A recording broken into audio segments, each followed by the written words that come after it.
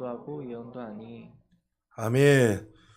자, 우리 앞뒤 양옆으로 인사하겠습니다. 주의 이름으로 사랑합니다. 당신은 하나님의 최고의 작품입니다. 우리 서로 사랑하는 마음으로 축복하는 마음 인사했으면 좋겠습니다. 예, 오늘 본문을 가지고 성령에 충만한 삶이라는 제목을 가지고 말씀을 좀 전하겠습니다.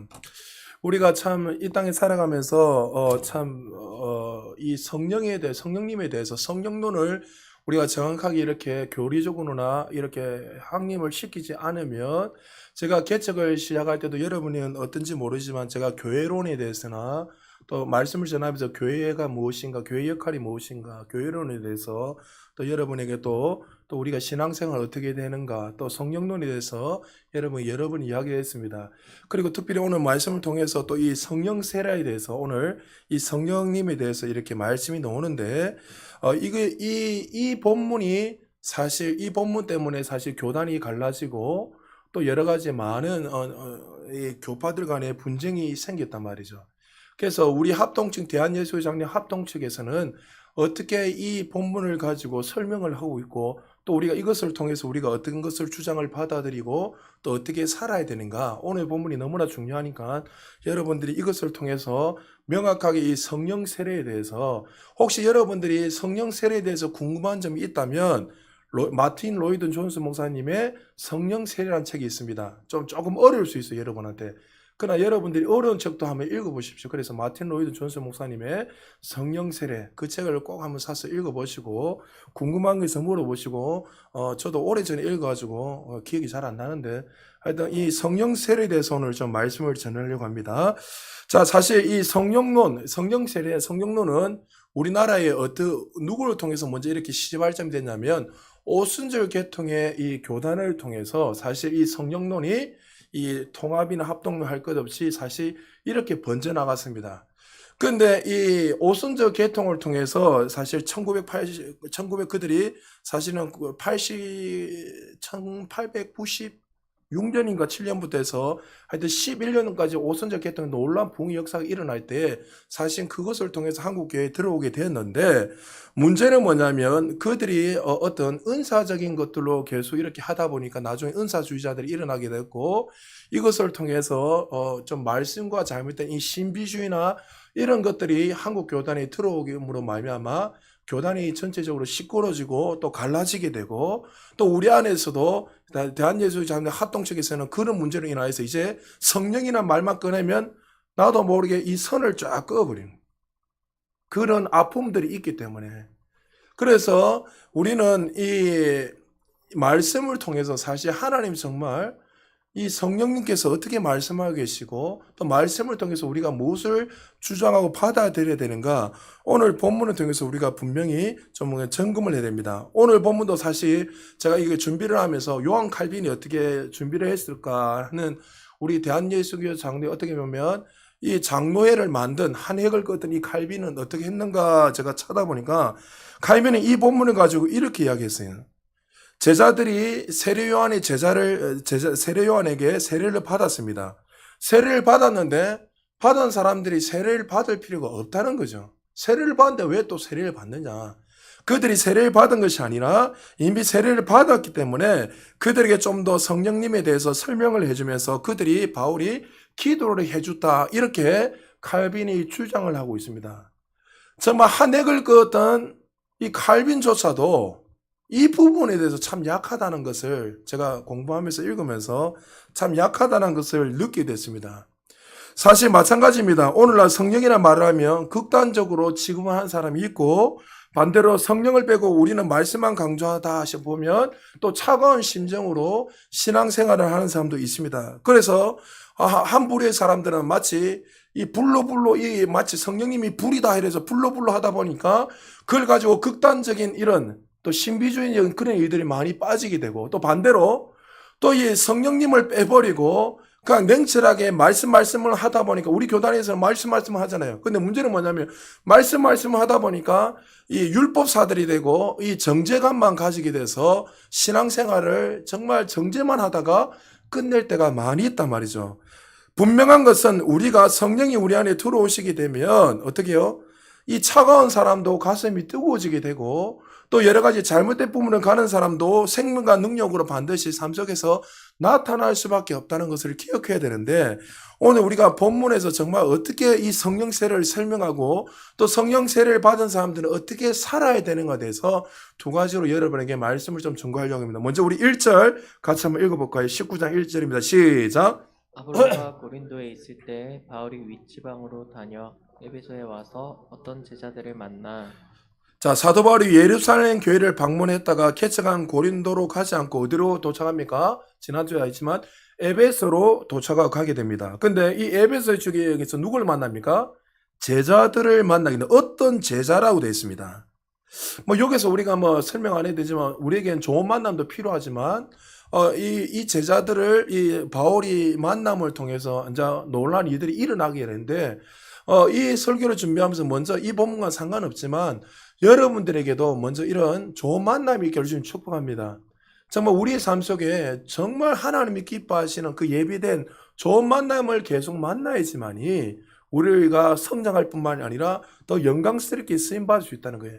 정말 잘못된 사람을 만나고 또 자녀들이 잘못된 사람을 만남을 통해서 그 인생이 패가망신이 될 수도 있고, 반대로 정말 불량하게 살아가다가 정말 어떻게 좋은 선생이나 좋은 부모나 아니면 좋은 주변에 많은 사람들을 만남으로 말미암아, 믿음의 사람을 만남으로 말미암아 그 인생이 변화되는 놀라운 일들이 많이 있다는 거죠. 오늘 이 어떤 제자나 이 자들도 바울을 통해서 좋은 만남을 통해서 그들의 눈이 활짝 열리는 놀라운 일들이 일어났습니다. 근데 오늘 보니까 이 제자들이 도대체 누군지를 먼저 우리가 파악을 해야지 오늘 본문 전체가 이해가 됩니다. 이 누가가, 여러분, 이 사도행전을 쓴 사람은 누가잖아요. 누가는 의사였고, 그리고 또 바울의 주치의였고, 그리고 누가는 누가복음을 쓸 뿐만 아니라 여러분이 잘 아는 사도행전도 누가복음이어서 사도행전을 계속 이어서 쓴 사람이 바로 누가입니다. 근데 이 누가가 어떤 이 글을 적을 때에 그 어법이 있는데 여러 가지 여러 가지 어법들이 있는데 그가 항상 예수 그리스도의 제자 이렇게 설명을 할 때마다 항상 예수 그리스도의 제자들을 설명할 때마다 항상 정관사를 붙입니다. 그런데 오늘 본문에 나오는 이 제자들이라는 어떤 제자들이나 이거를 원문을 찾아보고 또 영어에 보면은 이 정관사가 붙지 않는다는 거죠. 그러면 이 자들이 먼저 우리가 추측하기는 예수님의 제자는 아니었다는 것을 우리가 추측할 수 있습니다. 그러면 이 사람들이 도대체 누구의 제자인가 이걸 알아야지 설명하는데 오늘 이 누가가 2절 3절에 그들이 누구의 제자인지 이렇게 말씀하고 있습니다. 우리 2절 3절 같이 읽겠습니다. 시작. 이르되 너희가 믿을 때 성령을 받았느냐 이르되 아니라 우리는 성령이 계심도 듣지 못하였노라. 바울이 이르되 그러면 너희가 무슨 세례를 받았느냐? 대답하되 요한의 세례니라. 자, 그들이 누구의 제자입니까? 요한으로부터 세례를 받았다 하는 것은 누구의 제자란 거예요? 예, 세례 요한의 제자란 것을 알게 됩니다. 그럼 이 세례 요한의 제자인데 이들은 지금 2절에 보니까 어떻게 말하고 있습니까? 너희가 믿을 때 성령을 받았냐 하니까 뭘 못 받았다고요? 우리는 성령의 계심도 듣지 못했다 이렇게 말합니다. 세례 요한이 여러분 잘 알다시피 정말 그 성령에 대해서 그들에게 가르치지 않았을까요? 분명히 가르쳤는데 불구하고 이 세례 요한의 제자인데도 불구하고 우리는 성령의 계심을 듣지 못했다 이렇게 말하고 있습니다. 이 구절 때문에 사실 신학계 모든 세계의 기독교가 갈라지는 분기점의 근거가 됩니다. 오순절 계통에서는 이 본문을 가지고 너희가 믿은 후에 성령을 받았냐 하면서 그들이 예수를 믿고 나오니 반드시 우리의 삶에 뭐가 받아야 된다고요? 성령 세례를 받아야 된다 이렇게 하고 성령 세례를 받지 않는 사람들은 구원도 받지 못했고 또 성령을 받을 때 반드시 따라 노는 것이 뭐냐면 방언을 하게 됐다면서 그들은 그렇게 못을 박아버립니다. 이 본문 때문에 그렇게 나온 거예요. 제가 최근에 제가 책 한 권을 읽었는데 저 안에 있는데 오순절 계통에 쉽게 말해서 오순절에 이렇게 계통을 만든 그런 어떻게 보면 창시자와 같은 그런 그 한 붕을 위했던 고든이라는 사람이 있는데 믿음의 말씀사에서 바람처럼 막 갑자기 제가 이름이 갑자기 기억이 안 나는데 오순절 운동을 일으킨 하나님의 바람이라는 이 책이 있습니다. 이 책을 제가 읽다 보니까 이분이 오순절을 개통해 그때 1800 후반년에서 11년 동안까지 어마어마한 부흥을 일으켰는 사람이에요. 그래서 그걸 통해서 중심으로 오순절이 쫙 뻗어나게 되는데 그 책을 읽어보니까 이런 거예요. 그들이 복음을 전할 때마다 어떤 일이 나면 방언이 터지는 거예요. 방언이. 그래서 그들이 이 말씀을 본문을 가지고 인위적으로 방언을 성령이 임하며 성령 세례가 임하며 반드시 방언이 나타나게 되어 있습니다. 이렇게 가르치니까 그들이 듣고 방언을 다 받는 거예요. 그래서 이것이 정말 맞는가 싶어서 그들이 실험을 하기 시작해요. 어떤 실험을 했냐면 우리가 이런 말을 하지 말고 그냥 하나님 앞에 그들에게 복음을 전하고 안수할 때 성령이 임함으로 말하면 그들에게 방언이 터지는가 안 터지는가 확인을 해보자. 그래서 그들에게 그냥 복음만 전하고 안수를 하는데 그들 가운데 전부 다 뭘 말했다고요? 방언을 말하기 시작해요. 그래서 그들이 어떻게 해놨냐면 성령이 임하면 어떻게 해요? 방언을 말하게 되었다 하면서 그들이 교리적으로 그렇게 만들어버립니다. 근데 그것을 통해서 나중에 누구에게까지 영향이 왔다고요? 우리 한국 교단에까지 사실 이렇게 영향이 오게 되었습니다. 자, 근데 그들이 너희가 믿은 후에 성령을 받았느냐 이 구절 때문에 분명히 예수님을 믿게 되면 반드시 믿고 난 후에 뭐가 나야 돼? 성령 세례를 받아야 된다는 주장을 이 본문을 통해서 말씀하고 있습니다. 사실 이 부분을 가지고 우리 합동측에서는 참 문제겠죠. 왜요? 너희들 봐라. 오순절 개통에서 이렇게 하면 너희들 봐라. 너희들이 예수를 믿으면서도 은사도 나타나지 않고 또 신앙생활하는 모습 보면 정말 차가운 신앙, 냉정하고 정말 마치 뜨뜻미지근한 그런 신앙생활 하지 않느냐. 맞습니다. 사실 예수를 내 구세주로 믿게 되면 우리 삶에 분명히 개혁이 일어나고 혁명이 반드시 일어납니다. 맞죠? 왜냐하면 예수님이 창조주 하나님 내 안에 들어왔는데 변화가 일어나지 않는다는 거 그 사람은 의심 한번 해봐야 돼요. 사실은. 그러나 그것을 가지고 그들은 어떻게 해요? 정죄하게 되고 그는 일들을 통해서 마치 어떻게 해요? 계급화가 되는 것이 문제란 거죠. 그래서 이들의 주장들을 통해서 극단주의자가 일어나게 되고 그들을 통해서 너희들 여러 가지 뭐요? 이 우울감 때문에 은사를 받은 사람과 받지 못한 사람들 우울감 생기는 거예요. 그래서 여러분 교회 안에서 은사가 막 나타나고 이러면 나도 모르게 우리 안에 뭐요? 보이지 않는 계급이 생겨요, 안 생겨요? 저 사람 믿음 생활을 잘하니까 좀 더 하나님 더 사랑하시는 것이 봐라 우리 건사네 집사님 어떤 누구 매일 기도하니까 놀란 치유가 일어나고 병자도 치유되고 여러분 기도 많이 하면 은사들은 나타나요. 그러나 여러분 기도 안 해도 은사 나타납니다. 의미를 잘 하세요. 할렐루야. 이미 거듭나면 우리 안에 이미 하나님이 생명과 능력을 다 주셨어요. 할렐루야. 그러나 내가 기도를 더 많이 하면 이게 활성화되는 것 뿐이지 몰랐던 게 활성화돼서 나타나게 된 것 뿐이지 우리가 거듭나면 은사는 그냥 자연스럽게 다 누구든 다 나타나는 거예요. 그런데 이런 걸 인해서 어떻게 해요? 봐라. 계급화가 돼가지고 저 사람이 좀 더 나보다 낫다는 그런 어떤 우울감이나 신비주의나 이런 것들에 빠져버리게 되었다는 거죠. 그래서 여러분들 항상 극단적으로 가면 위험하다는 거예요. 무슨 말인지 아닙니까? 그래서 여러분 교회 안에 360 살아라. 그 우리에겐 참 좋은 거지만 극단적이란 거예요. 이해되십니까? 바울이 뭘 했습니까? 바울은 총각이었죠. 장가 안 갔습니다. 그러나 어떻게 해요? 너희들이 나처럼 이렇게 사는 것도 좋다고 이야기했지만 그러나 여러분 안에 어떻게 해요? 음욕이 일어나고 이렇게 하면 어떻게 해요? 결혼을 하는 것이 더 낫다. 자기는 사명을 그래 받았기 때문에 그렇게 하는 것이지. 그러니까 극단적으로 항상 가면 위험하다는 거예요. 오늘 본문도 우리가 이렇게 해서 만약에 끝내버리면 극단주의, 신비주의로 빠져서 끝나버린다는 거죠. 그래서 우리는 항상 전후 문맥을 통해서 우리가 지금 19장까지 공부를 하고 있잖아요.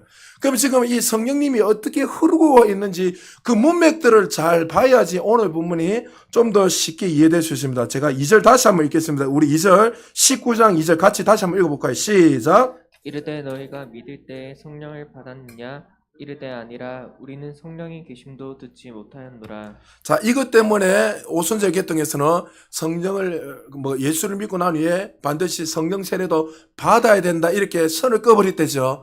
근데 이것을 우리가 시제를 보면 어떤 시제로 되냐면 믿다, 성령을 받느냐, 너희가 믿을 때 성령을 받느냐, 믿다는 시제와 성령을 받았느냐, 받다는 이 시제가 동일한 시제입니다. 받고 나서 한참 지나서 받는 것이 아니라 내가 믿었을 때 동시에 뭐예요? 성령 세례를 받았다고 시제가 그 동일한 시제로 되어 있습니다. 자, 그러면 이 시제를 봤을 때는 다 적기 낳고 우리가 뭐 이렇게 오선절에 다 적게 오늘 본문을 통해서 볼 때는 어떻게 됩니까? 내가 예수님을 내 구세주로 믿는 그 순간에 반드시 뭐가 나타난다고요?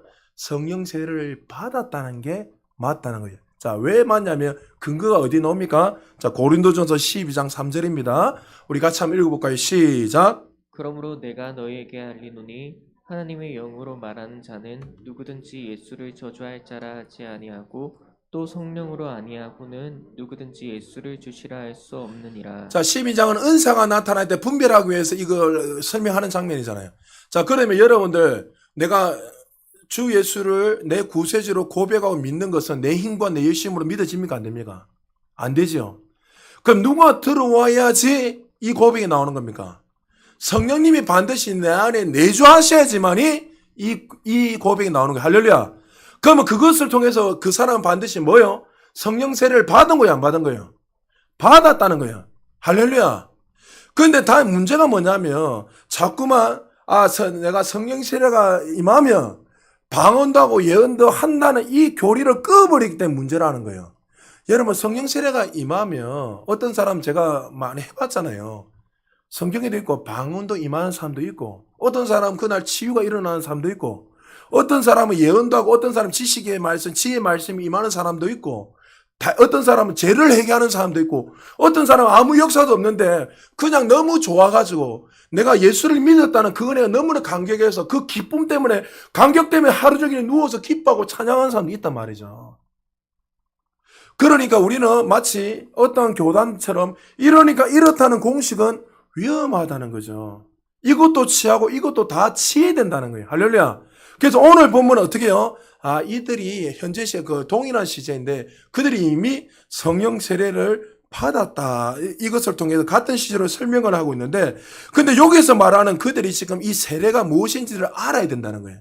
모르니까 이것이 마치 잘못된 것으로 설명하고 있는데 사도 바울 그들에게 이렇게 질문했습니다. 너희들은 성령을 받았느냐 하니까 그들이 뭐랍니까? 성령의 계심도 듣지 못했다. 아까 서두에 말했지만 바울이 이상하게 생각합니다. 왜 이상하게 생각했냐면 분명히 세례 요한이 그들에게 무엇을 가르쳤습니까? 물 세례에 대해서 불 세례에 대해서 성령님에 대해서 끊임없이 이야기했습니까? 안 했습니까?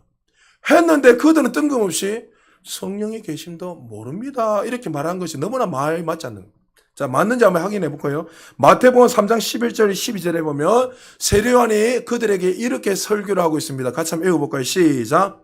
나는 너희로 회개하게 하기 위하여 물로 세례를 베풀거니와 내 뒤에 오신 이는 나보다 능력이 많으시니 나는 그의 신을 들기도 감당하지 못하겠노라. 그는 성령과 불로 너희에게 세례를 베푸실 것이요 손에 키를 들고 자기의 타작마당을 정하게 하사 알곡은 모아 곡간에 들이고 쭉정이는 꺼지지 않는 불에 태우시리라.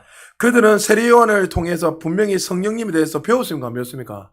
분명히 배웠습니다. 그런데 그들은 성령의 계심도 전혀 모른다고 했습니다. 세례 요한은 어떤 사람입니까?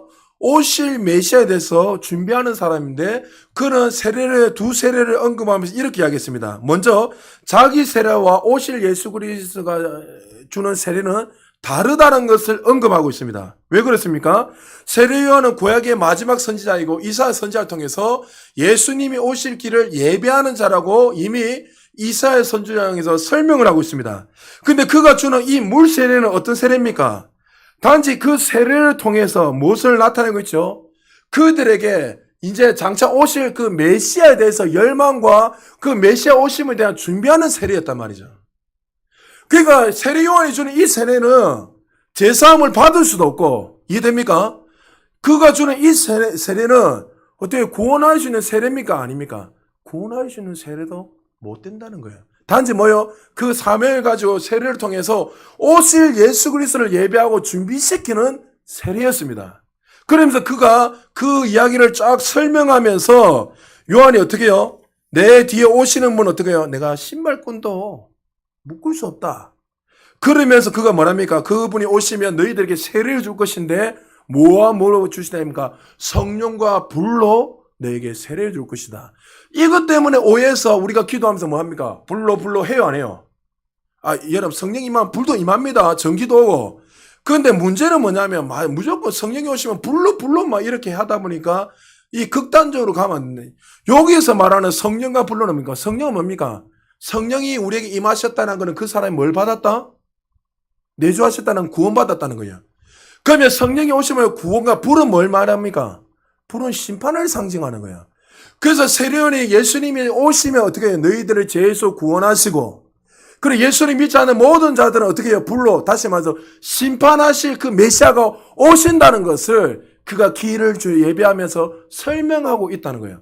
자, 그러면 이 제자들은 세례요한의 제자들은 이 성령님에 대해서 분명히 알았습니까? 몰랐습니까? 알았죠. 알았단 말이에요. 그런데 이들이 왜 모르고 있었는가? 그것을 설명하려면 여러분 이런 거예요. 예수님이 이 땅에 오셔서 십자가에 죽으심으로 말미암아 여러분 다시 부활하셨습니다. 부활하고 난 후에 승천하시면서 그들에게 몇 날이 못 돼서 뭘 보내주시나 했습니까? 성령을 너희에게 보내주시게 됐습니다. 그때 여러분 성령이 임했을 때 어디에 임했습니까? 마가다락방에 120명의 제자들에게 불같은 성령이 나오면 방언을 다 말하게 되고 믿지 않는 모든 사람도 다양하게 자기 나라의 언어로 그 성령께서 역사 내주하시는 장면을 보게 되고 그 내주를 통해서 최초로 뭐가 탄생해야 됩니까? 교회가 탄생이 되고 눈에 보이는 유형교회가 탄생할 뿐만 아니라 무형교회, 예수님을 내 구주를 믿는 저와 여러분 교회잖아요. 교회에 대해서 이제는 본격적으로 어떻게 해요? 열방과 세계에 구원의 문이 열리는 내주하심을 통해서 놀라운 역사가 일어나게 됩니다. 맞죠? 그런데 그때 뭐 어떤 일이 일어났습니까? 예수님 믿는다는 이유만으로 핍박이 어마어마하게 많이 일어났죠. 수많은 사람이 죽었고 스데반이 죽고 수많은 사람들이 죽게 되니까 그게 모이는 유대인들이 어떻게 됩니까? 디아스포라 다 흩어져 버립니다. 흩어져서 막 아시아로 도망가다 보니까 오늘 이 세례 요한의 제자였던 이 사람들은 어디까지 왔다는 거예요? 에베소에 오게 된 거예요. 흩어진 유대인이 돼서. 근데 그들은 어떻게 해요? 예수님의 부활하시고 내주하시는 사건을 알았습니까? 몰랐습니까? 몰랐다는 거예요. 이 본문이 그 내용이에요. 그들은 어떻게 해요? 지금 나는 요한의 세례만 알고 성령이 계심을 모른다. 이 말은 이 사건을 모른 거예요. 무슨 말인지 이해되십니까? 그래서 바울이 19장 3절에 보니까 바울이 이래. 그럼 너희가 무슨 세례를 받았냐? 대답해 우리는 요한의 세례입니다. 왜? 그들이 내주하시는 그 사건을 모르고 도망왔기 때문에. 자, 그래서 바울이 그들에게 그 사실을 잘 알고 4절과 5절에 이들에게 다시 한번 질문합니다. 4절, 5절 같이 한번 읽어볼까요? 시작. 바울이 이르되 요한이 회개의 세례를 베풀며 백성에게 말하되 내 뒤에 오시는 이를 믿으라 하였으니 이는 곧 예수라 하거늘 그들이 듣고 주 예수의 이름으로 세례를 받으니 그들이 요한의 세례만 알고 있다가 누구의 이름으로 세례 받습니까? 주 예수의 이름으로 최초로 그들에게 성령으로 세례를 받게 됩니다. 그들이 알고 있었던 구원이 희미한 내용들이 그날 성령 세례를 받음으로 말미암아 완성되는 순간이 그들에게 나타났습니다. 마치 지난주에 누구요? 아볼로처럼 그는 메시아를 선포하고 그리스도의 도를 알았고 수많은 사람들이 가르치는 선생이었고 바울보다 더 뛰어난 학자였고 그런 수많은 것들을 알았지만 누구요? 예수 그리스도의 죽으심과 부활하신 그 사건, 성령 세례가 그들에게 나타난 그 사건을 아볼로는 알았습니까? 몰랐습니까? 몰랐기 때문에 그 아굴로와 브리스길라가 겸손하게 불러서 그 도를 설명할 때 그가 가슴이 뜨거워지면서 그날 주님을 만나게 되는 놀라운 역사가 나서 그날 이후로 그의 말씀이 완전히 180도로 달라지는 놀라운 역사가 일어나게 됐다는 거죠. 그래서 19장 6절에 보니 바울이 이렇게 말합니다. 바울이 그들에게 안수함에 성령이 그들에게 임하심으로 그들이 모두 하고요. 방언도 하고 예언도 하니라. 자, 이것 때문에 또 많이 걸리죠. 이때 바울이 안수할 때 놀라운 역사가 일어나는데 우리는 사도행전을 지금 공부하고 있기 때문에 전후문맥을 보고 이 본문에서 우리가 안수하면 무조건 방언이 임하고 예언이 임하니까 그걸 통해서 성령 세례를 받았다. 이렇게 확증하시면 돼요, 안 돼요? 안 된다 했습니다. 아까 서두에 말했죠. 주는 그리스도의 살아계신 하나님의 아들이면 이 고백도 누가 할 수 있다는 거예요? 성령 받은 사람만 할 수 있다는 거예요. 그냥 자기가 그냥 겉으로 지식적으로 하는 사람은 그 성령 안 받았지만 진짜 내가 그것이 믿어지고 입술을 통해 고백하는 그 사람은 이미 성령 세례를 받은 거예요. 할렐루야. 이해되십니까?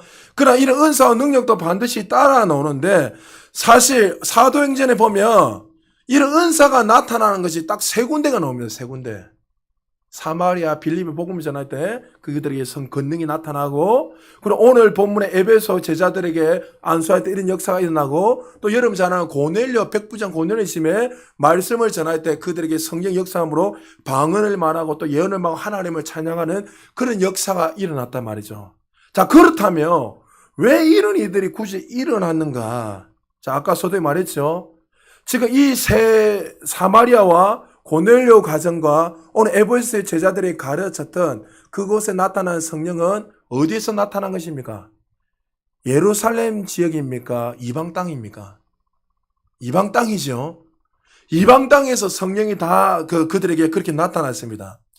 그들에게 안수할 때 이런 은사들이 나타났던 이유는 사실 이방 땅에는 예수님의 그 죽으신 부활을 보면 내주하신 그 사건을 그들은 전혀 모르고 있었어요.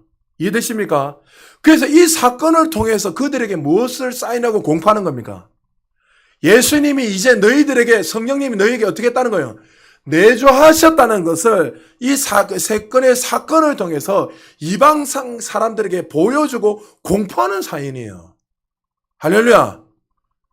이 사건들 지금도 기도하면 여전히 이런 일들은 일어납니다. 그러나 이걸 가지고 단정을 지으면 안 된다는 거예요. 위험하다는 거예요. 그래서 이 내주 사건을 통해서 그들에게 은사가 나타나므로 하나님이 우리에게 내주하셨구나. 하나님의 그 내주하심이 이제 우리 이방 땅에도 나타났다는 것을 그들을 통해서 깨닫게 하기 위해서 하나님께 어떤 사인을 주실 때 꼭 기적과 표적을 자주 일으키십니다. 하나님께 항상 일으키시지만 특정할 때 어떤 이방인들에게 메시지를 주고 싶고 또 어떤 이스라엘 백성들에게 어떠한 이런 사인을 주기 위해서는 하나님이 이런 일들을 꼭 일으키신단 말이죠. 자, 다시 정리합니다. 우리가 예수 그리스도를 내 구주로 고백하고 영접하는 순간 이미 내 속에 누가 임하신다고요? 성령님이 내주하십니다. 할렐루야. 성령이 내주했다는 것은 성령 세례를 받았다는 거예요. 자, 조건은 뭡니까? 내가 주는 그리스도 살아계신 하나님의 아들이라고 진짜 믿어지는 사람. 그냥 지식적으로 믿으면 이런다. 그래서 여러분 가운데 제가 어떨 때 신방 다니며 기도하면 어떤 사람들요 성령 세례 그날 임한 사람이 있어요. 왜요? 그러니까 지식적으로만 아는 사람하고 정말 믿어지는 사람하고는 반드시 다르게 되어 있어요. 그리고 어떻게 해요? 성령이 내주하지 않고는 주는 그리스도 살아계신 하나님의 아들이라고 고백할 수 없고, 또 성령이 임할 때 다양한 역사들이 우리가 일어난다는 것을 우리는 항상 오픈하셔야 됩니다. 그러나 이방 땅들에게, 사람들에게 보여주시기 위해, 왜 그들은 전혀 주님이 내주하심을 몰랐기 때문에 그들에게 보여주시기 위해, 그래서 어떨 때는 예언이 나타나기도 하고 어떨 때는 지혜의 말씀, 지식의 말씀, 또 어떤 사람은 기도하면, 어떤 사람은 성령 세례를 받으면서 어릴 때부터 이때까지 막 하나님과 함께 하신 그 모습들이 찰나에 다 보이는 사람도 있고, 다양하게 예언으로 나타나고, 다양하게 어떤 사람은 환상이 열리고, 어떤 사람은 또 천국도 보고 지옥도 보고 다양하게 그런 일들이 일어난단 말이죠. 그러나 분명한 것은 그것을 통해서 우리가 분별해, 그 눈으로 나타난 현상을 통해서 받았다, 받았지 않았다, 이것을 여러분 조심스럽게 항상 말씀해야 되고, 그래서 저희 다섯째 누나가 이전에 수원에 있었을 때 여러분에도 한번 이야기했지만, 저한테 한번 심각하게 전화 와가지고, 자기가 다니는 데가 그 오순절 계통의 교회라. 그래가지고 저한테 진지하게 질문하는 거예요. 본인은 분명히 지금 죽어도 천국 가고 예수님 내 구세주를 믿는데 우리 다섯째 누님이 뭘 못했냐면 방언을 못했어요. 그래서 제가 장난스럽게 놀리했어요. 우리 교회는 개돼지도 방언하고 개들도 방언하는데 왜 누님은 방언도 못하느냐니까. 누님이 막 열이 받아가지고 자기는 심각한 거예요. 왜요? 그 교회에서는 방언을 말하지 않으면 뭘 못한다고요? 구원 못 받았다 가르치. 그 자기 심각하게 나한테 와서 혜호가 내가 어떻게 해야 되노? 나는 지금 구원을 내가 지금 내 안에 주님이 내주하신 걸 내가 분명히 믿는데 방언을 못한다고 지금 매일 거기에서 기도를 해준다. 막 절도하겠다게 자기가 안 나오니까 결론은 나중에 받았습니다. 제가 설명해주고. 여러분 그게 문제가 있다는 거예요. 여러분 만약에 교회 이렇게 나오면 여러분 얼마나 심각하겠습니까? 시험이 될까요 안 될까요? 하나님은 그렇게 역사 안 하신다는 거예요. 그래서 여러분 교회가 여러분이 왜 담임 목사를 위해서 기도를 많이 해달라냐 하면 담임 목사가 잘못 삐딱하게 해서 여러분 가르치면 완전히 엉망진창 돼버려요. 저도 실수 많이 합니다, 사실. 그러나 여러분들이 담임 목사를 위해서 기도하고 또 우리 교회에서도 많은 정말 유명한 신학자들이나 정말 뭐 본강사들 많이 나와야 되는 이유는 뭐냐면 말씀을 바르게 잘 배워가지고 정말 이 시대에 정말 변화시킬 수 있는 그런 자들이 많이 일어나야 된다는 거예요. 할렐루야. 그래서 여러분 항상 기억해야 될 것은 은사도 나타나고 능력도 나타나지만 혼적인 부분도 마귀도 역사한다는 사실을 기억하십시오. 방언이 마귀가 준다 이 말이 아니라는 거예요. 혼적인 부분 눈에 보이는 현상을 쫓다 보면 속을 수 있다는 거예요. 그래서 오늘 이 본문을 잘 기억하시죠. 자, 그렇다면 이 부분은 제가 이제 다 설명했으니까 자, 그렇다면 우리가 성령세는 인생에 단 한 번밖에 없는데 성령세를 받고 난 후에 그럼 중요한 것은 성령의 충만함. 그럼 우리는 어떻게 하나님의 자녀답게 살아야 되는가? 사도 에베소서 5장 16절에서 18절 같이 한번 읽어볼까요? 같이 읽습니다. 시작. 세월을 아끼라 때가 악하니 그러므로 어성자가 되지 말고 오직 내 뜻이 무엇인가 이해하라. 술 취하지 말라 이는 방탕한 것이니 오직 성령으로 충만을 받으라. 예, 성령 세례는 인생에 몇 번요? 한 번밖에 없댔습니다. 내주하셔야 되며 갑자기 우리가 뭐 내주했는데 나갔다 들어갔다 나갔다 이거는 일이 없다는 거예요. 성령이 이미 내 안에 내주하시면 영원토록 우리 언제까지요? 구원이 완성될 때까지 계속 우리를 이끌어 가십니다. 할렐루야. 자, 그러면 하나님이 우리가 성령을 내주하시면 침례를 받으며 세례를 받으면 어떻게 된다고요? 이제 충만한 삶을 살아라고 분명히 설명하고 말씀하고 있습니다. 근데 여기서 세월을 아끼라며 술 취하면 이는 방탕 오직 성령의 충만을 받으라는데 이 설교는 여러분에게 여러 번 말했지만 또 들으십시오. 자, 여기서는 술을 마시라 말 이야기하는 게 아니랬죠. 술은 어떠한 것을 설명하고 있습니까? 지배하는 힘, 장악하는 힘을 설명하고 있다 했습니다. 그래서 바울이 술 취하지 마라 이 설명은 술을 마시면 우리 그 술의 성분, 알코올 성분을 통해서 우리 중추신경과 대뇌신경을 지배하고 취하게 만들어버려요. 그럼 이 중추신경의 역할이 뭐랬습니까? 우리의 전체 몸을 컨트롤하는 컨트롤 타워이겠죠. 오른쪽으로 가자면 어떻게 술이 취해버리면 왼쪽으로 가버리고 왼쪽으로 가자면 오른쪽 가면. 그래서 우리가 성령 충만한 삶은 뭐냐면 이제 성령 충만한 받으라는 삶은 어떤 삶이라고요? 세상의 지배를 받고 또 육신적인 지배가 아니라 그때부터 성령을 받는 그 순간부터 누구의 지배 아래 걸으며 살아가는 거예요.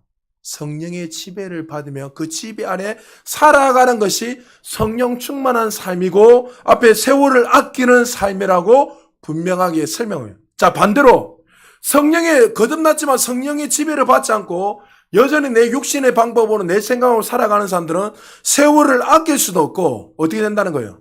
망한다는 거예요. 쉽게 말해서 방탕한 삶, 허비하는 삶이잖아요. 그래서 술 취하자면 이는 방탕한 것이니 하니까 방탕의 여러분 항상 기억하십시오. 동의어가 뭐냐면 따라합시다. 허비하다, 낭비하다. 말 그대로 세상의 지배를 받고 술의 지배, 술이 세상의 지배를 했죠. 마귀를 지배받고 육신의 생각이 지배를 받고 살아가는 사람들은 반드시 방탕한 삶 동의어 뭐라고요? 허비하다, 낭비하다는 거예요. 그래서 이게 시간적 개념, 영적인 개념을 설명하는 거예요. 자, 대표적인 사람들 누굽니까? 이스라엘 백성들이죠. 이스라엘 백성들은 누구보다 하나님의 크신 사랑과 은혜를 경험했지만 그들은 젖과 꿀이 흐르는 가나안 땅을 열 하루길이며 보름의 능력을 가할 수 있었지만 신명기에서 모세가 어떻게 말하고 있습니까? 1장 2절에 3절을 보면 이렇게 말하고 있습니다. 같이 한번 읽어볼까요? 시작. 호렙산에서 세일산을 지나 가데스 바네아까지 열 하루길이었더라. 40째 해 11째 달 그 달 첫째 날에 모세가 이스라엘 자손에게 여호와께서 그들을 위하여 자기에게 주신 명령을 다 알렸습니다. 자, 이게 뭐라고요? 성령의 지배를 받지 않고 살아가는 사람들은 다 허비고 낭비인데 이스라엘 백성들이 시내산 간야에서 쉽게 말해서 좀 쉽게 말하면 젖과 꿀이 흐르는 가나안 땅에는 넉넉 잡아서 보름이면 갈 수 있습니다. 아이든 어른이든 좀 더 뭐 오버하면 한 달이면 넉넉하게 갑니다. 근데 지금 몇 년 걸렸댔습니까?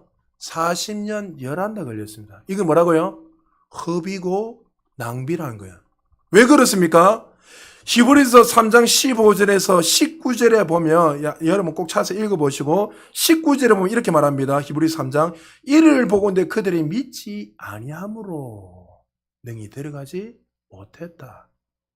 그들 하나님의 다스림과 통치 가운데 있는데도 불구하고 여전히 하나님 말씀을 믿었어요, 안 믿었어요?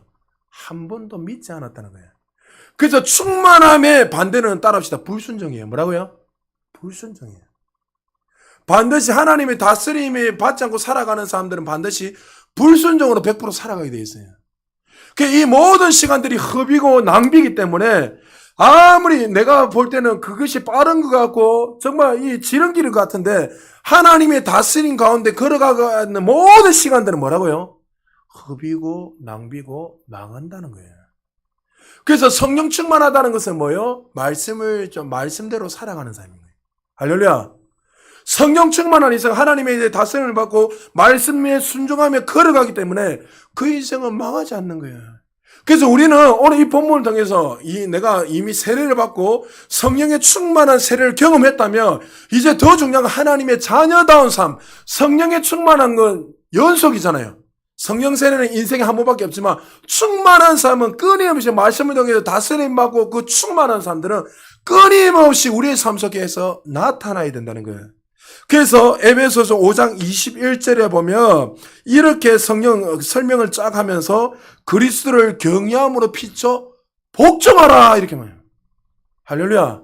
하나님 말씀을 복종하는 것이 성령 충만한 것이고 세월을 아끼는 것이고 방탕한 삶이 아니라 날마다 하나님 주신 그 은혜로 영광에서 더 큰 영광으로 살아갈 수 있다고 말씀하고 있습니다. 자, 그러면 여러분에게 말씀드렸지만 이 충만한 삶을 제일 먼저 나타내고 실현되는 곳이 어디라고요?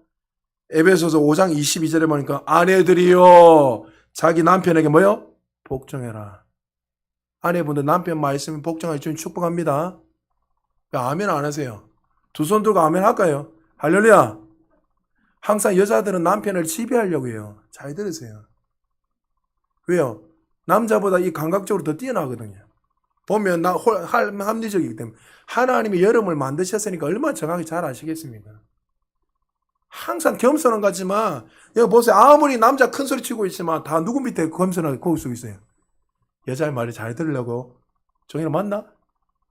가만히 은정이 지금 보고 있나? 말은 못해. 은정아 안 했대. 하나님 잘 아신단 말이에요. 가정에서 먼저 성령 충만한 삶을 살아라고 말씀. 25절은 남편들아 아내 사랑하기를 누구요? 그리스도로 교회를 사랑하자. 남편 치독실이 어떻게 해요? 나 중심으로 사랑하지 남자들. 맞죠? 뭐 선물 좋은 거 이렇게 줬는데 아내가 원하는 거 안 주고 나만 좋으면 땡인 거야. 그러니까 남자도 자기 중심적으로 사랑하고 이렇게 하는 거예요. 근데 성경에서 분명히 그렇게 말하고 있죠. 그리고 6장 1절에 보니까 자녀들아 주 안에서 너희 부모를 순종하라. 이게 성령 충만이란 거예요. 4절에 보니까 또 아비들아 너희 자녀를 노예케 하지 마라. 부모님 자녀를 노예케 하지 마라. 이게 뭐라고요? 충만한 삶이라.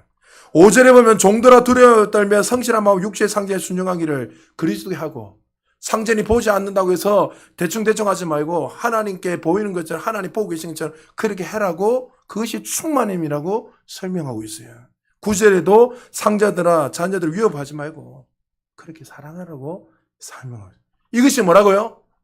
가정에서 우리의 삶 속에서 충만함으로 이렇게 살아가는 것이 충만한 거예요. 그래서 성령의 9가지 사랑과 희락 합평 이것이 뭐예요?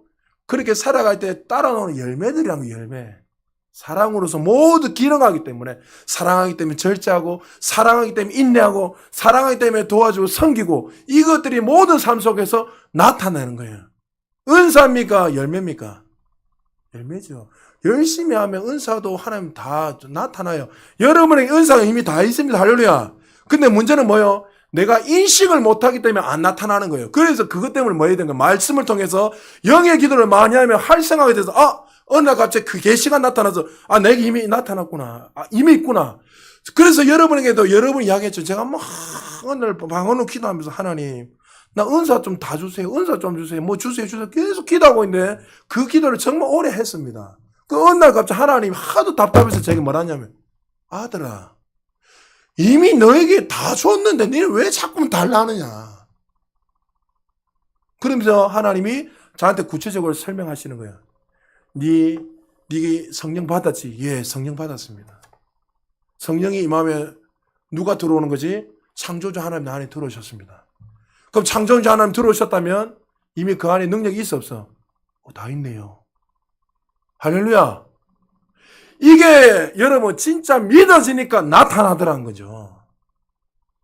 그래서 여러분들 그것들을 주세가 아니라 여러분 영의 기도를 하면서 말씀의 계시가 계속 이게 믿어지고 깨달아져야 돼요.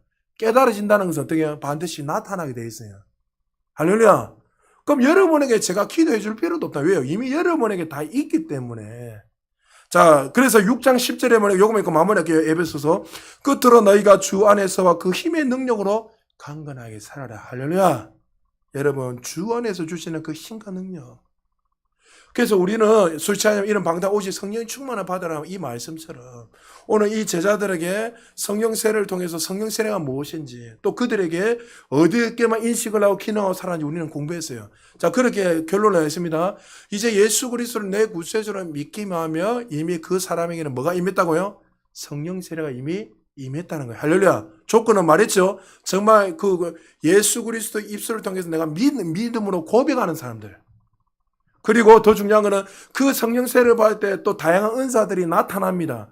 나타나는 것들은 하나님 그것을 통해서 그에게 사인을 주시는 수도 있고 그걸 통해서 교회를 섬기고 사람들을 섬기라고 주신 은사예요. 그럼 주시면 감사하게 받고 안 줘도 여러분 여전히 감사함으로. 그러나 조심해야 될 것은 마치 극단적으로 가면 내가 은사를 이렇게 나타나면 계급화될 수가 있다는 사실을 기억하시고 성령 충만한 삶은 어떻게 말씀의 충만함이고 하나님의 말씀에 순종하는 삶이라는 걸 기억하시고 우리가 이 말씀대로 살아가야 될 것은 어디로부터요?